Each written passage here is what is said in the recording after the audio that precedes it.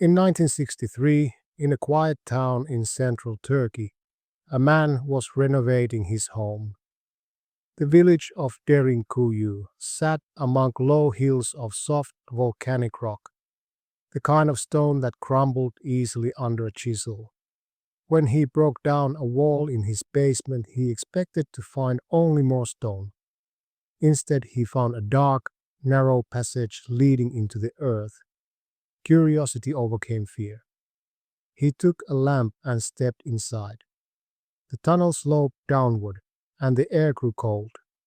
He followed it for several meters until the floor vanished beneath his feet. A hidden staircase carved by hands that had worked the rock centuries before he was born. He turned back, climbed out, and ran to tell his neighbors. No one believed him until they saw it for themselves.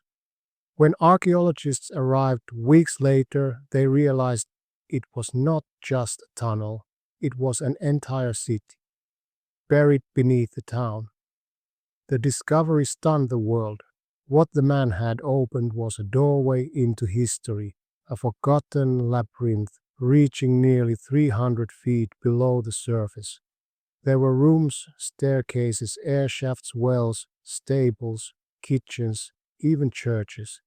It stretched through 8 levels, connected by narrow corridors that could be sealed with massive circular stones, each weighing hundreds of kilograms. Behind those stones were more tunnels, miles of them, linking Derinkuyu to other underground cities hidden beneath the Cappadocian plains. At first, no one could explain how it had been built or by whom.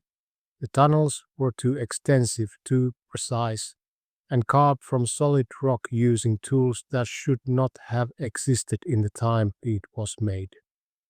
The deeper the archaeologists went, the stranger it became. The air was fresh even hundreds of feet underground, thanks to an ingenious ventilation system that still worked after centuries. The wells went so deep that they touched natural aquifers, yet the water was isolated from the surface, safe from contamination or siege.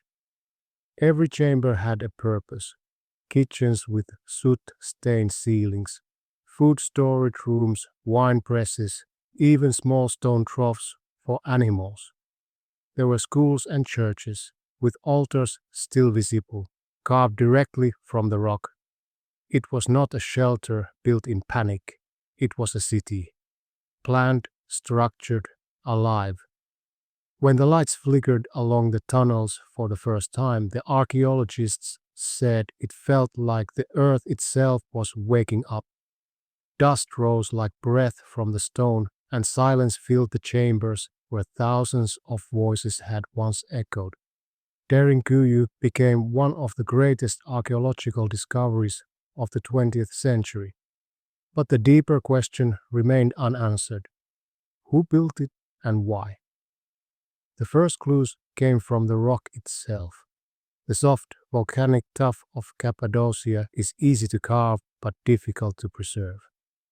Any tunnels dug into it would collapse over time unless carefully maintained.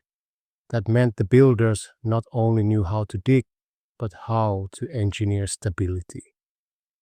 The oldest sections bore signs of extreme age: walls smoothed by centuries of touch, soot layers that hinted at fires burned long before written history. Local legends offered one story. For generations, villagers had spoken of ancient people who lived under the ground to escape something that hunted them on the surface. Some said it was armies, others said it was creatures, the giants of fire mentioned in old Anatolian myths. In every version, the story ended the same. The people vanished, leaving only their hollowed world behind. Historians first thought Derinkuyu was built by early Christians fleeing Roman persecution in the first centuries AD. The chapels, crosses, and altars supported that theory.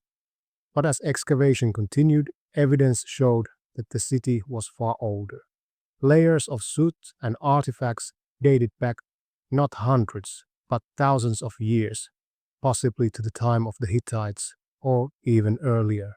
If that was true, it meant that long before Christ, long before recorded history, people here were already building vast subterranean complexes, engineering feats unmatched until modern times. But how could ancient hands carve entire cities out of stone? And why would they go underground at all? Theories multiplied. Some believed Derinkuyu was a refuge during invasion, a place to hide when empires marched across Anatolia. Others saw it as protection from natural disasters, volcanic eruptions, storms, or even climate collapse. A few proposed something stranger, that the city was built not to escape danger above, but to survive something coming from the sky. Whatever the reason, the scale defied belief. Archaeologists estimated that Derinkuyu could shelter more than 20,000 people, with enough food and water storage to last for months. If all the underground cities of Cappadocia were connected, the network might have supported more than 100,000, an entire civilization living beneath the earth, unseen by the world above. As more tunnels were explored, signs of deliberate planning appeared. Narrow passages forced intruders to move single file. Trapdoors and rolling stones could seal levels instantly. Ventilation shafts doubled as communication tubes. Voices could travel between floors. It was as if the builders expected siege and designed for survival. Yet there were no written records, no inscriptions, no royal names, no signs of kings or priests. Whoever they were, they did not build to be remembered. They built to endure. The city's very silence became its signature, a whisper from a civilization that chose darkness over destruction. Standing inside those tunnels today, you can still feel the weight of time pressing down like the stone above. The walls are cold, the air dry and still. When you breathe, your voice comes back to you a second later, as if the past is answering. Tourists walk through now following electric lights that trace paths once lit by torches. But deep below, beyond the safe corridors, the city continues. Unexcavated, untouched, unknown. Whole levels remain sealed, their contents a mystery. Some say deeper chambers exist still, too unstable to explore, where ancient air has not moved for millennia. Archaeologists mapped what they could, but Derinkuyu still refuses to give up all its secrets. Every discovery raises new questions, and every tunnel seems to lead to another. When the man in 1963 knocked down his wall, he did not just find a tunnel. He opened a wound in history, a reminder that even when we think we know our past, the earth can still surprise us. Somewhere in the dark below Derinkuyu, there may still be rooms untouched since the first builders sealed them shut. Rooms filled with tools or food or perhaps only silence. Whatever waits there, it belongs to a world that lived beneath ours, a world that dug into the stone and never came back. And above them, time moved on. Empires rose and fell, cities were built and forgotten, and people walked the ground unaware that beneath their feet lay the echo of another humanity, one that survived in the shadows and then vanished without a sound. The first thing that strikes you inside Derinkuyu is not the darkness, but the order. Everything has purpose. Every tunnel, every doorway, every groove in the wall seems to have been planned. It was not chaos carved into stone. It was design. That precision raises a question that has haunted archaeologists for decades. Who were the builders of this city beneath the earth? No one left their names behind. There are no inscriptions, no carvings of kings or gods, no declarations of victory. It is as if they wanted to be forgotten, or knew they would be. The rock of Cappadocia is called tuff, a soft, porous stone formed from volcanic ash. It can be shaped with simple tools, yet remains strong once hardened by air. To carve a city from it required knowledge of engineering, ventilation, and geology, far beyond what we thought possible in the distant past. Even the placement of Derinkuyu's wells and air shafts shows understanding of airflow dynamics. The deeper the level, the narrower the passages, allowing cool air to circulate naturally. It is the kind of design that comes from centuries of experimentation, not coincidence. Some historians believe the first phase of Derinkuyu was built by the Hittites around 3,500 years ago.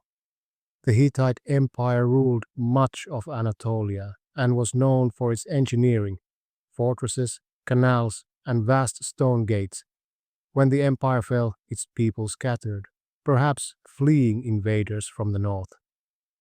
Some may have taken refuge underground, expanding earlier tunnels that already existed. Over centuries, others, Phrygians, Persians, early Christians, may have reoccupied and expanded the complex again and again. Each new layer became a new generation stacked in stone.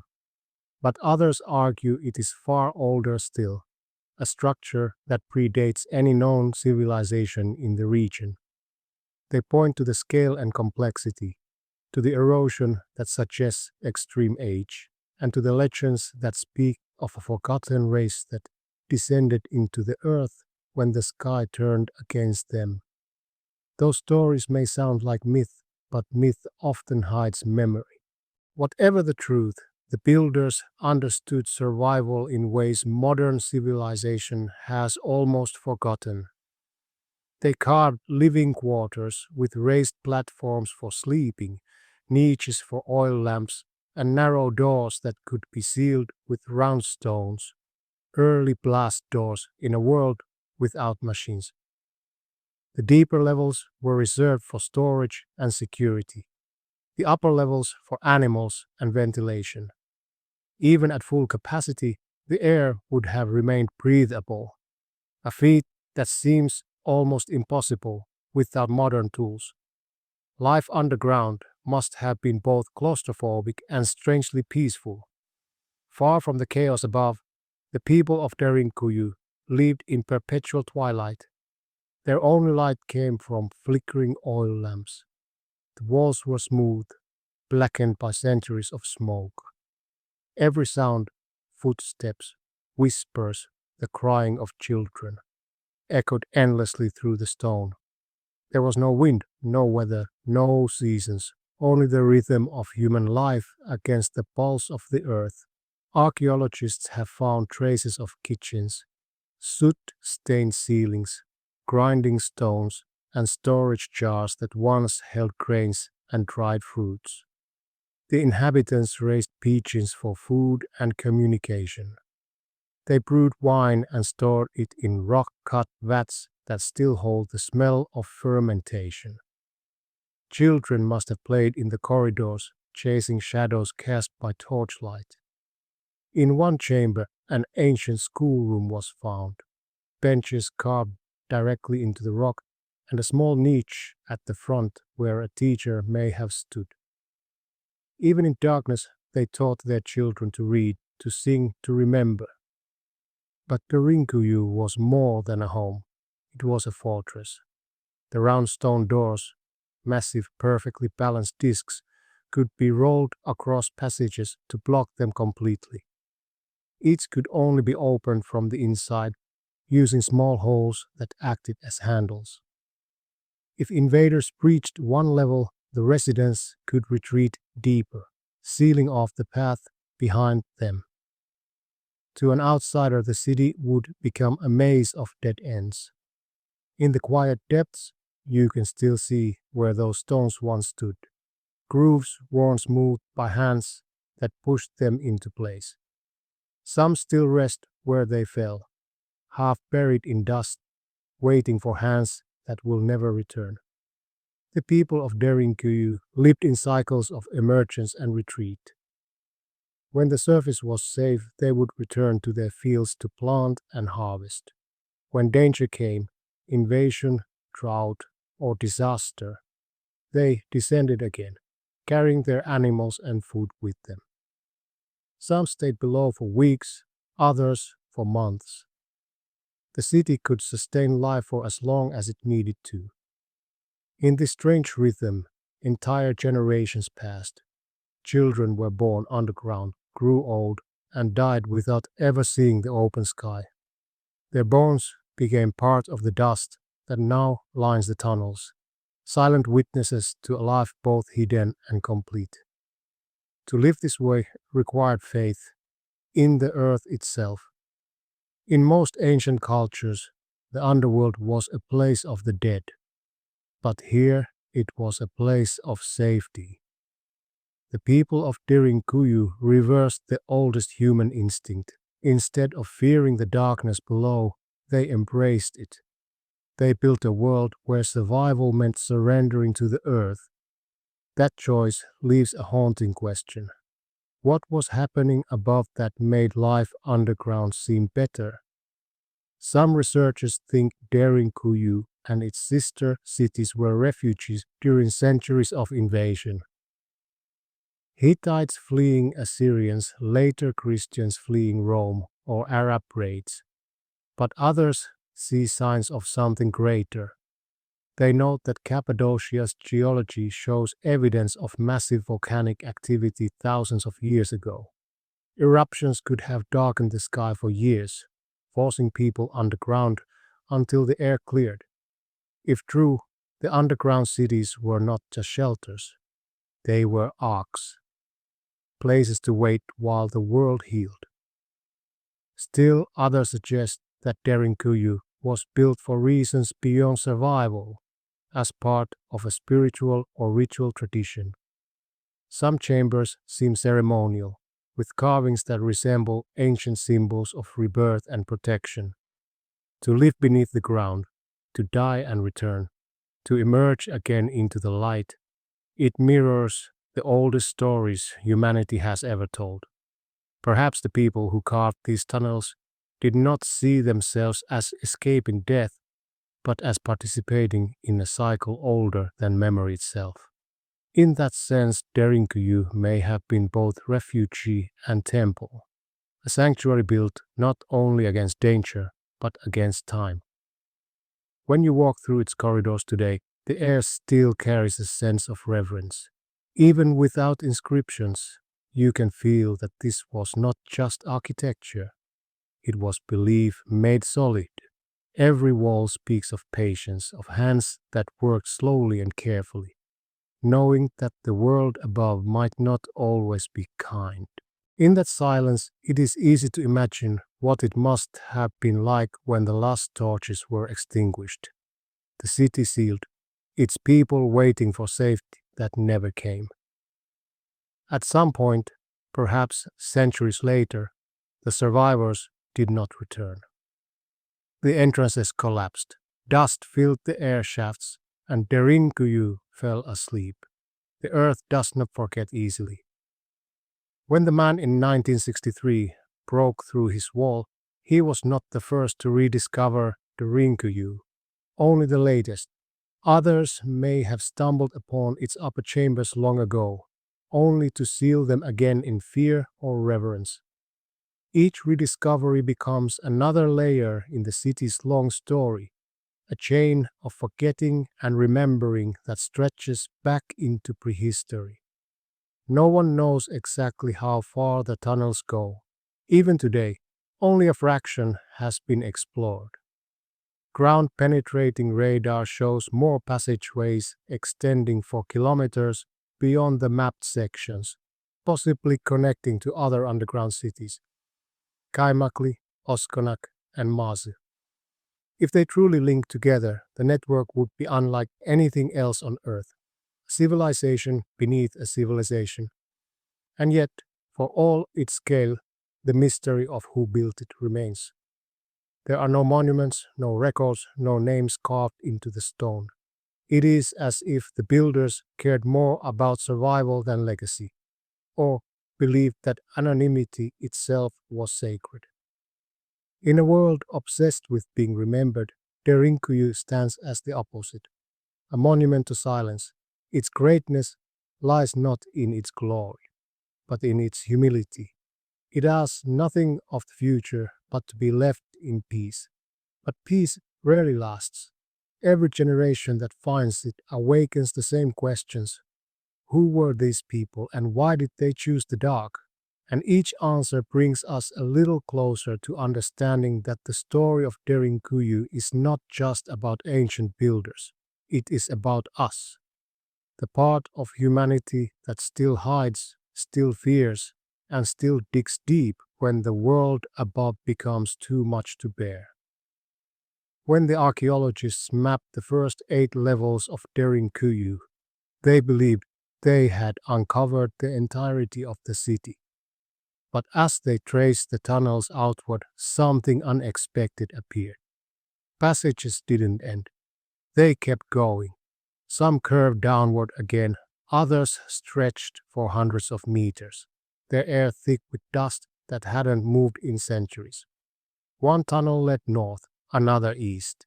Each seemed to disappear into the dark, as if the city was trying to lead them somewhere. Soon they realized Derinkuyu wasn't alone. Across Cappadocia, dozens of other underground complexes began to surface. Some discovered by accident when villagers dug new wells. Others found when earthquakes cracked the ground open. Each was unique, yet eerily similar in design. Narrow tunnels, circular doors, carved chambers, and complex ventilation systems. When explorers followed the deeper tunnels, they found that some of these cities connected directly to one another, separated by miles of rock, yet joined like veins beneath the surface. Derinkuyu, it seemed, was just one heart in a vast underground body. No one knew how many existed in total. Some estimates suggest more than 200 scattered across the region, linked by passageways so old that parts have collapsed entirely. If they were once connected, the network might have stretched for tens of kilometers. A hidden civilization under the mountains of central Anatolia. That realization changed everything. What had first seemed an isolated refuge was now something far larger, an organized system of subterranean life. And that raised a question no one could answer. Who had planned it? The first theory was practical, that this network evolved gradually, expanded by different groups over thousands of years, each carving deeper and deeper to escape new threats. When one empire fell, another took its place, inheriting the tunnels and adapting them. In this view, the underground cities were not the work of one people, but 1,000 years of fear, layer upon layer of refuge, built by generations who never felt safe above ground. But others saw something deeper, a pattern too consistent to be coincidence. Every city used the same circular doors, the same airflow design, the same careful ratio of space to population.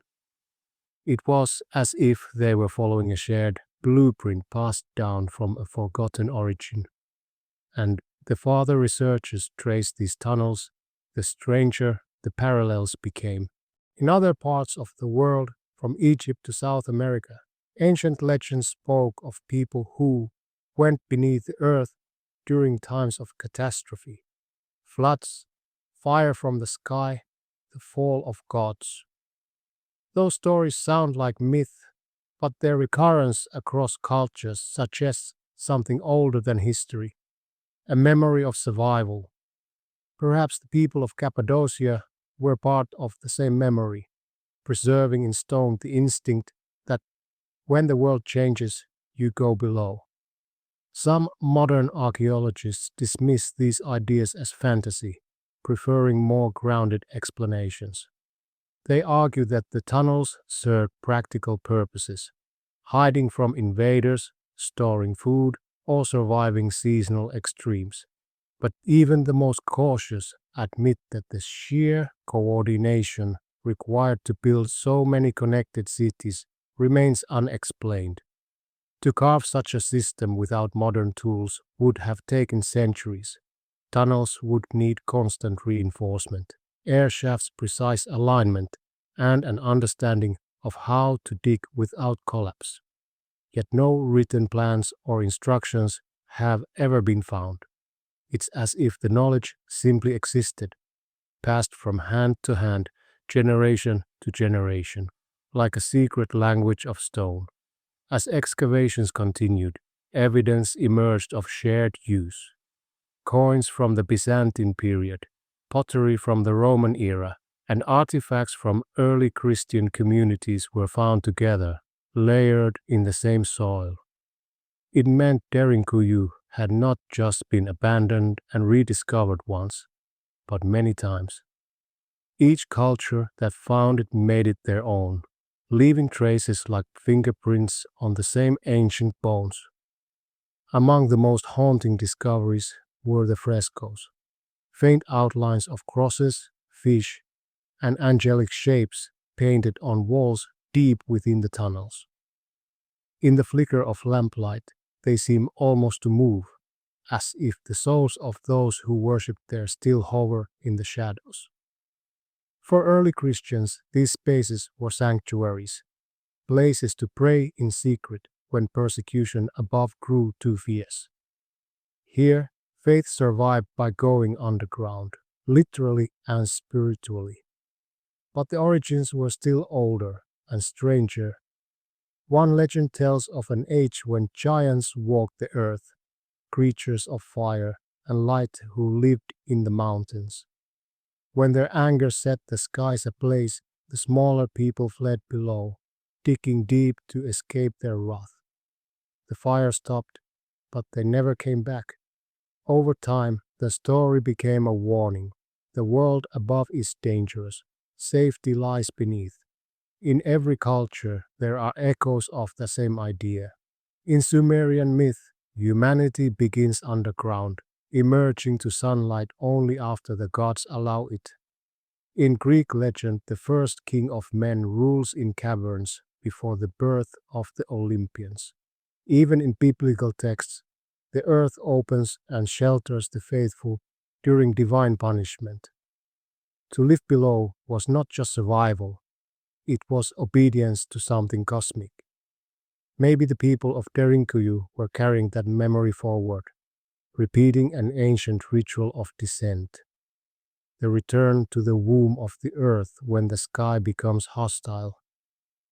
In that sense, the tunnels were both refuge and resurrection, humanity's way of hiding from destruction and waiting to be reborn. As centuries passed, memory turned into myth, and myth into silence. When the last inhabitants sealed the doors, they sealed more than stone, they sealed their story. By the time modern archaeology rediscovered it, even the language of its builders was gone. Some explorers who descended into the unlit sections of Derinkuyu described hearing strange acoustics, faint echoes that seemed to travel farther than they should, as if the stone itself carries sound through invisible corridors. It's easy to imagine voices in that darkness, the hum of a city long gone. You can almost hear footsteps that are not yours.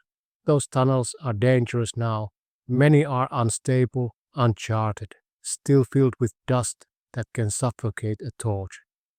Yet something about them draws people deeper, as if the city still remembers its purpose, still waiting for humanity to return when the surface grows dangerous again. When the Cold War began, some locals joked that Derinkuyu would one day be used again, not against armies, but against bombs. They weren't far from the truth. The same qualities that made the city perfect for ancient survival, depth, isolation, and self sufficiency, would make it an ideal shelter even now. In that way, Derinkuyu still belongs to the future as much as to the past. What's most remarkable is how much of it remains hidden. Less than half of the known tunnels have been safely excavated. Ground penetrating radar has revealed voids stretching in directions archaeologists haven't yet explored, suggesting that what we call Derinkuyu might only be one chamber in a labyrinth spanning the entire region. Standing above those hills today, it's almost impossible to imagine what lies below. Beneath the modern streets, beneath the farms and homes, a second world sleeps. A world carved by people who understood that survival means knowing when to disappear. Every tunnel, every wall, every carved niche is a whisper from that world. A reminder that civilization is not just what we build in the open, but what we build in secret. When the first archaeologists stood at the entrance of Derinkuyu, they looked down into a world untouched by time. The air that drifted upward from the tunnels was cool and dry, smelling faintly of dust and stone, the breath of centuries. Their lamps illuminated carvings that no human eyes had seen in 1,000 years. Every step they took echoed like a question. Who were they? Why did they build this? And why did they leave? The deeper they went, the quieter it became. The sounds of the surface, wind, birds, voices, faded completely. In that stillness, the archaeologists realized what kind of place this had been. Not just a city, not just a refuge, but a testament to human endurance. A place where life continued, even when the world above seemed to end. Over the following decades, researchers uncovered more chambers and pathways. They mapped Derinkuyu's levels, traced its tunnels, and analyzed its age. The oldest layers they discovered might date back 12,000 years, older than the pyramids, older even than Göbekli Tepe. If true, it would mean that people were living underground before written history began. That possibility changed everything. It suggested that the story of civilization, the one written in textbooks, was incomplete. It meant that long before cities rose on open ground, before walls and temples reached for the sky, humanity's first great monument might have been built downward. The deeper researchers looked, the more the city began to speak. They found soot from fires that had burned for centuries, pottery fragments from multiple eras, bones of animals that had never left the dark. Each layer told a chapter of survival, people returning to the same refuge again and again as empires fell and rose above them. In that way, Derinkuyu is not one city but many. It is a memory of humanity learning, forgetting, and remembering again. But even science could not answer every question. Why go to such effort to build downward when the world above offered light and air? What fear drove generations into the dark? War alone could not explain it. The tunnels were too vast, the labor too immense, the dedication too complete. Perhaps, some said, it was not fear that built the Rinkuyu, but faith, a belief that the earth itself was sacred, that beneath its surface lay a kind of purity untouched by the chaos of the world above. In some Anatolian traditions, the earth was seen as the mother, the source of life, the final refuge of the dead, and the protector of all in between. To carve one's home into her body was to return to her care. That image of humanity seeking comfort in the very earth that bore its soul that gives Derinkuyu a strangely intimate power. It is not just architecture, it is confession. Standing inside it now, you can feel that presence. The tunnels are quiet but not empty. The walls hum faintly, carrying the weight of thousands of lives that once depended on them. You can almost hear the rhythm of work, the scraping of chisels, the low murmur of voices singing to pass the endless hours of carving. For the people who built it, the darkness was not the end of the world, it was the world itself. And when the danger passed, they climbed back to the surface, stepping into the sun as if reborn. Perhaps that is why Derinkuyu still fascinates us. It is a mirror of our own story, the constant cycle of collapse and renewal, hiding and returning, forgetting and remembering. Every civilization has its Derinkuyu, its hidden chambers, its secret places where it buries what it fears to face. Sometimes that hiding place is underground, sometimes it's in memory. But the impulse is the same, to preserve what we can when the world becomes uncertain. In a way, the rediscovery of Derinkuyu came at a fitting time. The 20th century was an age of fear, wars, bombs, the threat of destruction from the sky. And in that era, humanity once again dreamed of living beneath the ground. Governments built bunkers, silos, shelters, cities designed to protect life in the event of catastrophe. Modern Derinkuyus made of concrete instead of stone. It seems that even with all our progress, we still share the same instinct as those ancient builders. When the sky turns hostile, we go below. That is perhaps the truest legacy of Derinkuyu. It is not just an archaeological wonder, but a reflection of what it means to be human, to adapt, to survive, and to remember that safety often comes not from conquering the world, but from learning to live quietly within it. Archaeologists who worked in Derinkuyu often spoke of the silence that filled its deepest chambers. It was not oppressive but profound, the kind of silence that makes you aware of your own heartbeat. Down there, time seems to pause, light becomes softer, and for a moment you feel connected to every person who ever stood in that same darkness, listening for the same breath of air. The city remains only partially explored. Much of it still lies sealed behind walls of stone. No one knows what is hidden in the levels below, new chambers, forgotten artifacts, or perhaps nothing at all but the echoes of history. Yet, even without full discovery, Derinkuyu has already changed the way we see the ancient world. It reminds us that civilization is not only built upward toward the heavens, but also downward into the heart of the earth. When the first man in 1963 broke through his basement wall, he had no idea what he was opening. In a single strike, he connected his modern home to a world that had been asleep for thousands of years. He did not just find a tunnel, he found a memory. And when the light from his lamp spilled into that passage, the darkness of Derinkuyu ended its long silence. Today, tourists walk the same paths where the ancient builders once carried their torches. Electric bulbs line the corridors, throwing yellow light against the black walls. Children laugh, guides speak softly, and cameras flash. The city is no longer hidden, but it has not lost its mystery. At certain moments, when the crowd moves on and the air grows still, you can stand alone and listen.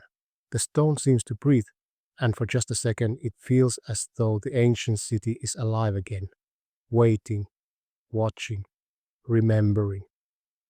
Perhaps that is what Derinkuyu truly is, not a relic, but a witness to the rise and fall of civilizations, to the courage of those who refuse to vanish, to the enduring will of people who chose the dark over death.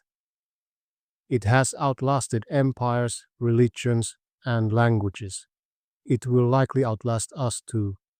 because beneath the earth, time moves differently. It does not rush or fade, it settles. And in that stillness, stories like Derinkuyu's find a kind of immortality. When you leave the city and step back into the sunlight, the ground beneath your feet feels different. You know now that it is hollow, that below the surface lies an entire world carved by human hands, preserved by silence. And you can't help but wonder what else lies waiting under the places we think we know. How many more Derinkuyu still sleep, sealed behind walls of stone? How many more stories of survival, faith, and fear lie buried just beneath our feet?